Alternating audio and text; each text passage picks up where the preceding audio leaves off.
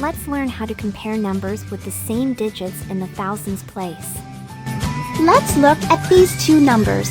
Which is less, 2,938 or 2,708? Let's use a place value chart and base 10 blocks to show these numbers.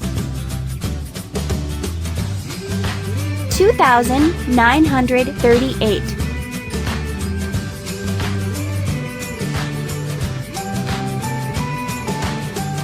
2,708.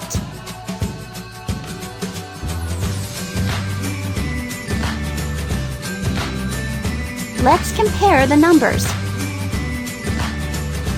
To compare numbers, we begin with the greatest place value. The digits in the thousands place are the same. Since the thousands are the same, we compare the hundreds.